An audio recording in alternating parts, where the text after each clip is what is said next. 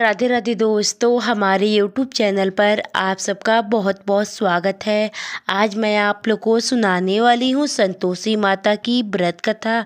माना जाता है कि यह कथा पढ़े या सुने बिना संतोषी माता का व्रत अधूरा रहता है।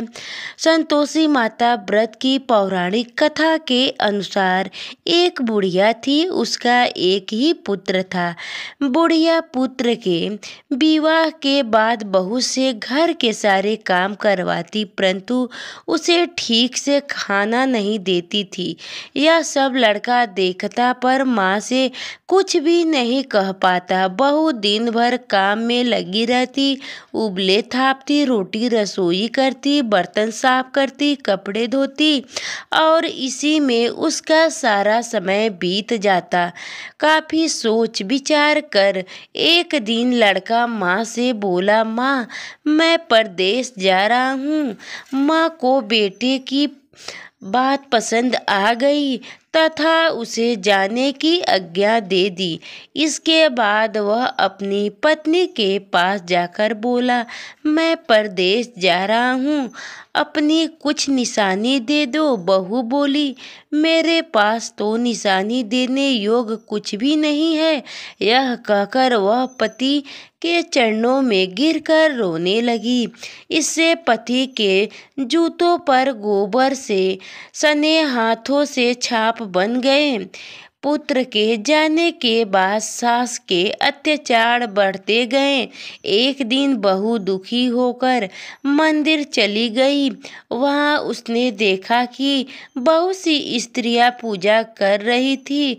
उसने स्त्रियों से व्रत के बारे में जानकारी ली तो वे बोली कि हम संतोषी माता का व्रत कर रही हैं, इससे सभी प्रकार के कष्टों का नाश होता है। स्त्रियों ने बताया, शुक्रवार को नहा धोकर एक लोटे में शुद्ध जल ले लो, गुड़ चने का प्रसाद ले लो तथा सच्चे मन से माँ का पूजा करना चाहिए। खटाई भूलकर भी मत खाना और ना ही किसी को देना। एक वक्त भोजन करना।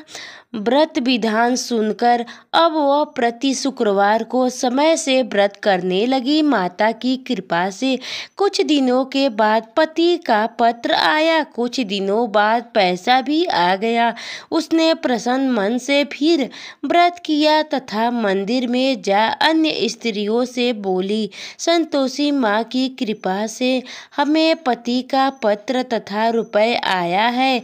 अन्य सभी स्त्रियां भी श्रद्धा से व्रत करने लगी। बहू ने कहा, हे माँ, जब मेरा पति घर आ जाएगा तो मैं तुम्हारे व्रत का उद्यापन करूंगी।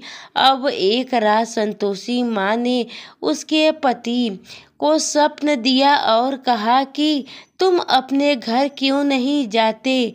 तो वह कहने लगा, सेठ का सारा सामान अभी बिका नहीं, रुपए भी अभी नहीं आया। उसने सेठ को स्वप्न की सारी बात कही तथा घर जाने की इजाज़त मांगी, पर सेठ ने इनकार कर दिया।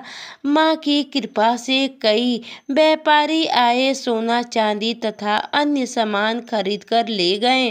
कर्जदार भी रुपए लौटा गए। अब तो साहूकार ने उसे घर जाने की इजाज़त दे दी। घर आकर पुत्र ने अपनी माँ व पत्नी को बहुत सारे रुपए दी। पत्नी ने कहा कि मुझे संतोषी माता के व्रत का उद्यापन करना है। उसने अपने सभी रिश्तेदारों को न्योता दी, उद्यापन की सारी तैयारी की। पड़ोसन की एक स्त्री उसे सुखी देखकर ईर्ष्या करने लगी थी। उसने अपने बच्चों को सिखा दिया कि तुम भोजन के समय खटाई जरूर मांगना। उद्यापन के समय खाना खाते खाते बच्चे खटाई के लिए मचल उठे तो बहू ने पैसा देकर उन्हें बहलाया। बच्चे दुकान से उन पैसों की इमली खटाई खरीद कर खाने लगे तो बहू पर माता ने कोप किया।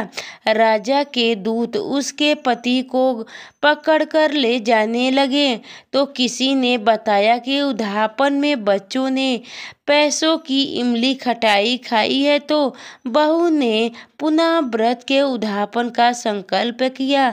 संकल्प के बाद वह मंदिर से निकली तो राह में पति आता दिखाई दिया। पति बोला, इतना धन जो कमाया है उसका कर राजा ने मांगा था। अगले शुक्रवार को उसने फिर विधिवत व्रत का उद्यापन किया। इससे संतोषी माता प्रसन्न हुई।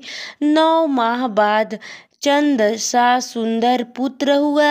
अब सास बहू तथा बेटा माँ की कृपा से आनंद से रहने लगे। जय माँ संतोषी।